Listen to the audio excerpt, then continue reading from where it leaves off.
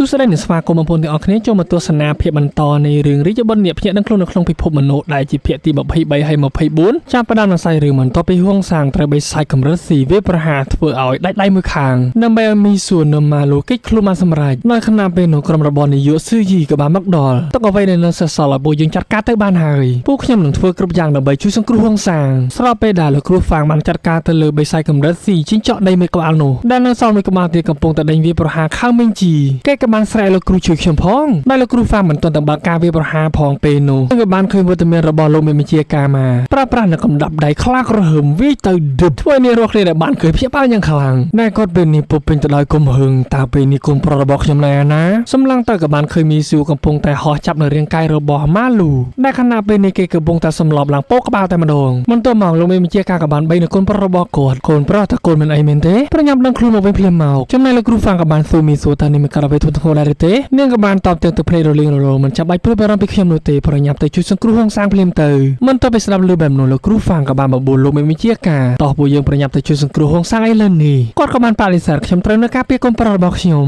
ំមិនអាចទៅណាបាននោះទេនឹងហើយប្រហែលជាគាត់គិតថាកូនប្រុសរបស់គាត់ត្រូវបានសត្វចម្លែកកម្រិតស៊ីវាប្រហារធ្វើឲ្យសន្លប់បែបនេះប៉ុន្តែគាត់មិនដឹងទេថាក្បាលលេពោកនឹងដោយសារតែមីសួរដាក់មួយកញ្ញដែលម៉ាលូក៏បានដឹងខ្លួនឡើងមកវិញលោកប៉ាបន្ទាប់មកក៏បានស្រែកយំយ៉ាងខ្លាំងកូនប្រុសមិនចាំបាច់និយាយអ្វីនោះទេប៉ាយល់ហើយប៉ានឹងនៅទីនេះដើម្បីមើលថែកូនមិនទៅណាចោលនោះឡើយបន្ទាប់ពីស្ដាប់ឮបែបនោះធ្វើម៉ាលូក៏បានខឹងយ៉ាងខ្លាំងខ្ញុំមិនយល់អ្វីទាំងអស់ប៉ាត្រូវតែជួយសង្គ្រោះហួងសាងអីលើនេះកាលមកលើកំពូលភ្នំដែលហួងសាងហើយនឹងសត្វបិសាចកម្រិតស៊ីកំពុងតែវាប្រហារគ្នាសំឡេងក៏បានផ្ទុះឡើងទាំងហុយជោគដែលហួងសាងពេលនេះកំពុងតែអង្គុយបាត់បង់នៅដៃមួយខាងភ្នែកមួយខាងហើយអ្វីឯងមិនបន្តប្រើប្រាស់ដុំធម្មពលរបស់ឯងទៀតព្រោះតែខ្ញុំពិតជាចូលចិត្តដុំធម្មពលទាំងអស់នេះខ្លាំងណាស់ព្រោះថាភាពបរិសុទ្ធនឹងដងស៊ីទេនៃធម្មពលខាងវិញ្ញាណគឺល្អឥតខ្ចោះប៉ុន្តែជាអកុសលវាលើពីដែនកំណត់កម្រិតបច្ចុប្បន្នរបស់ខ្ញុំធ្វើឲ្យខ្ញុំមិនទាន់អាចរៀនបាននៅឡើយនោះទេប៉ុន្តែខ្ញុំអាចយកវាមកប្រើប្រាស់ជំនួយនៃធម្មពលរបស់ខ្ញុំបានចាប់យកដុំធម្មពលជាច្រើនរបស់បិសាចកម្រិតស៊ីដែលនៅចំពោះមុខបញ្ចូលវាទៅលើដៃដែលបានដាច់ធ្វើឲ្យដៃរបស់គេក៏បានដុសឡើងមកវិញទាញយកមួយដុំទៀតដើម្បីព្យាបាលភ្នែកនេះគឺជាវិជ្ជាព្យាបាលដ៏ទេវភាពដូច្នេះឯងនឹងច្បាស់ជាត្រូវជាប់ជាមិនខាននៅពេលនោះនាយកស៊ឺយីក៏បានប្រកាសនៅពេលនេះពួកយើងបានមកដល់ទីតាំងកើតហេតុហើយសញ្ញាច្បាស់លាស់នៃការប្រយុទ្ធគឺនៅលើកំពូលភ្នំប៉ុន្តែគ្មានដានហួងសាងហើយនឹងបិសាចកម្រិតស៊ីនោះទេប្រតិបត្តិការស្វែងរកនៅតែបន្តដូច្នេះពួកយើងនឹងពង្រីកការស្វែងរកដោយលោកគ្រូហ្វាងពេលនោះព្យាយាមស្រែកហៅហួងសាង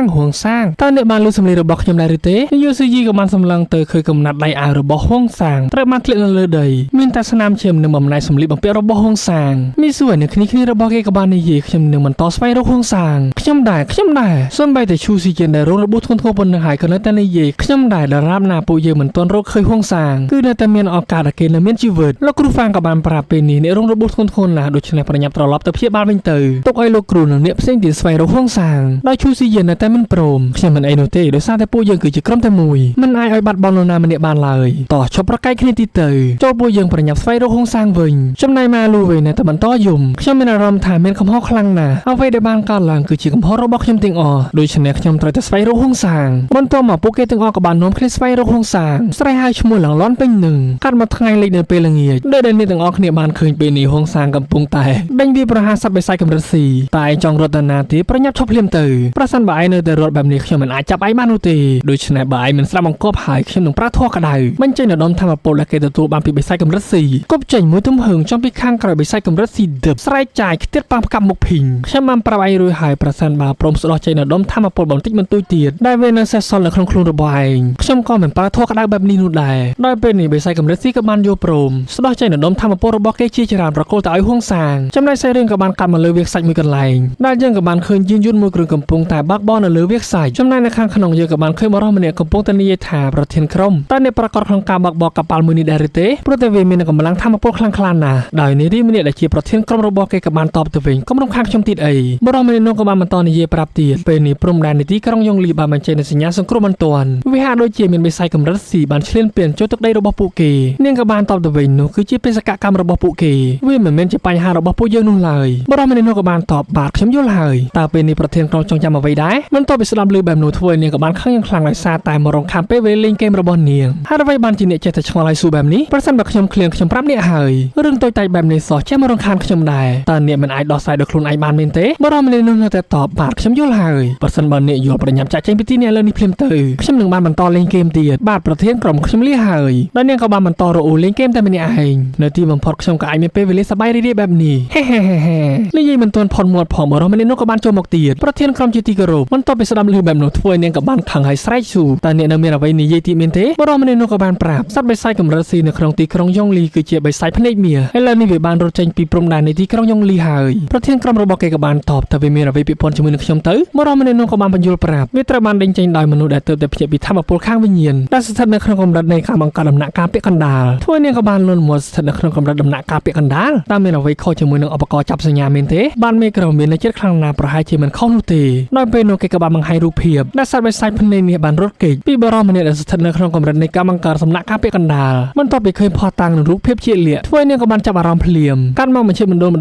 លុបបៃតងដែលគេក៏បានតាំងរូបហួងសាងដើម្បីរំលែកទុក5ថ្ងៃមកហើយចាប់តាំងពីហួងសាងបានបាត់ខ្លួនដោយសិស្សជាច្រើនបានរំរងជួគ្នាយំផងអីផងពេញនឹងយកផ្កាមកគោរពរូបថតរបស់ហួងសាងដោយលោកគ្រូហ្វាងវិញក៏បានឆ្ងល់ពីមុនមកនៅក្នុងបញ្ជាបណ្ដុំរបស់ពួកយើងគ្មានទំនៀមទម្លាប់បែបនេះនោះទេនាយកស៊ូយីក៏បាននិយាយប្រាប់ការចាយវាយទាំងអស់ម៉ាលូគឺជាអ្នកចេញខ្ញុំបានលើមកថាគេមិនបានត្រឡប់ទៅទ្វារវិញនោះទេព្រោះថាគេបានព្យាយាមស្វែងរកហួងសាងរហូតដល់ដួលសន្លប់នៅខាងក្រៅហើយបាត់បង់ការតាក់ទងហើយគេក៏បានខ្លាចទៅជាអ្នកត្រូវការសង្គ្រោះបន្ទាន់លោកគ្រូហ្វាងនៅតែមានចម្ងល់តើហួងសាងពិតជាស្លាប់មែនទេនាយកស៊ូយីក៏បាននិយាយសារសពរបស់គេមិនទាន់រកឃើញនៅឡើយនោះទេប្រហែលជាត្រូវសត្វបិសាចញ៉ាំបាត់ទៅហើយបើផ្អែកទៅលើរបួសដែលមីសួរបានរៀបរាប់ប្រសិនបើគ្មានការព្យាបាលហួងសាងនឹងត្រូវស្លាប់ដោយសារតែការបាត់បង់ឈាមឬការឆ្លងមេរោគនៅពេលនេះយើងក៏បានឃើញម៉ាលូកំពុងតែឡើងវេទិកាធ្វើការគោរពមួយដោយមុខរបស់គេពេលនេះដូចជាអស់$20មែនឯងបន្ទាប់មកគេក៏បានបញ្ចេញនៅក្រដាសមួយដ៏វែងបន្ទាប់មកក៏បានយកមកអានខ្ញុំនៅថ្ងៃនេះរួចហើយក៏បានយំហ៊ូតែម្ដងសុំទោសផងអនុញ្ញាតឲ្យខ្ញុំត្រៀមខ្លួនសិនលើកយកមកអានម្ដងទៀតប៉ុន្តែគេនៅតែយំហើយអ្វីបានជាថ្ងៃនេះខ្ញុំនៅតែយំបែបនេះលោកប៉ារបស់គេក៏មិនម្ដងមានអីនោះទេកូនប្រុសទុកឲ្យប៉ាជាអ្នកនិយាយវិញបន្ទាប់មកលោកមេបញ្ជាការក៏បាននិយាយនៅថ្ងៃមុនទិដ្ឋភាពដែលគ្មានអ្នកណាចង់ឃើញភ្លាមនោះវាក៏បានកាត់ឡើងនៅចំពោះមុខនេះរាល់គ្នាដែលយុវជនម្នាក់នោះមានឈ្មោះថាហួងសាងពួកយើងមិនទាន់ទាំងបាននិយាយពាក្យអរគុណនិងពាក្យលាជាមួយនឹងគេនោះទេគេក៏បានបាត់ខ្លួនទៅហើយនេះជាការពិតណាស់នៅក្នុងសម័យនៃការភ្ញាក់ដឹងខ្លួនខាងវិញ្ញាណនេះគ្រោះថ្នាក់គឺនៅគ្រប់ទិសទីកន្លែងព្រោះថាពិភពលោកមួយនេះត្រូវបានគ្របដណ្ដប់ដោយសេចក្តីស្លាប់ជាយូរមកហើយដោយពេលនោះយើងក៏បានឃើញមរៀមដៃកំពុងតែតោងពីលើវេទិកាធ្វើនេះរកគ្នាក៏បានឃើញឡើងភ្ញាក់ផ្អើលបើកភ្នែកធំដែលមរៀមដៃនោះបានបង្ហាញខ្លួនគឺជាហួងសាងចំណែកលោកមេវិញ្ញាការគាត់មិនដឹងនោះទេនៅតែបន្តនិយាយទៀតដូច្នេះពួកយើងកុំចោះចាញ់ឲ្យសោះនៅតែបន្តជូតទឹកភ្នែកដើរទៅខាងមុខមិនត្រូវមានភាពទន់ខ្សោយនោះទេពិភពលោកនេះមិនបានឃើញអភូតហេតុយូរមកហើយពួកនេះទាំងអស់គ្នាដឹងទេទើបតែប្រហែលថ្ងៃមុនមកនេះគាត់បាននិយាយថាគាត់ចង់ខ្លាចជាមេដឹកនាំដ៏អស្ចារ្យដូចជាខ្ញុំមិនតបពីស្ដាប់ឮបែបនោះបេះដូងរបស់ខ្ញុំហាក់បែកដូចជារហែកដាច់ចេញពីគ្នាប្រសិនបើតំណែងរបស់ខ្ញុំអាចយកជីវិតរបស់គេមកវិញបានខ្ញុំនឹងរីករាយអនុញ្ញាតឲ្យគេជំនួសការងាររបស់ខ្ញុំ2 3ថ្ងៃ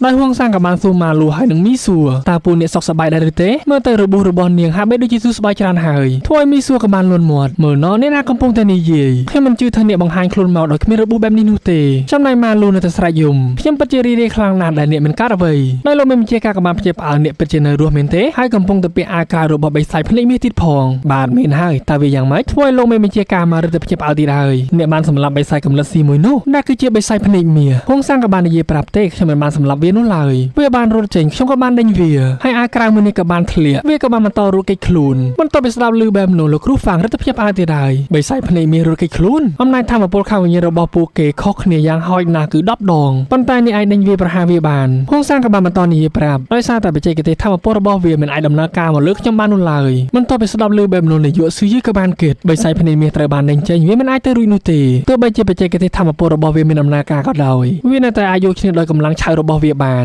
ចំណែកមីសួរក៏បានគិតដែរខ្ញុំបានឃើញច្បាស់ណាស់ថាដៃរបស់គេត្រូវបានដាច់ចេញហើយភ្នែកម្ខាងទៀតត្រូវបានខ្វាក់តើខ្ញុំបានឃើញខុសមែនទេបំភ្លេចវាចោលទៅដោយសារតែពេលនេះហុងសាងគឺមានសុវត្ថិភាពអាចត្រឡប់មកវិញបានគឺខ្ញុំសប្បាយចិត្តខ្លាំងណាស់នឹងហើយកុំភ្លេចជួយ like និង comment វីដេអូឲ្យ admin ម្នាក់មួយផងព្រោះតែពេលនេះត្រូវបានបញ្ចប់ក៏សូមអធិស្ឋានរាល់កុំមកជួនបាននិយាយឡើងបាយបងប្អូនទាំងអស់គ្នា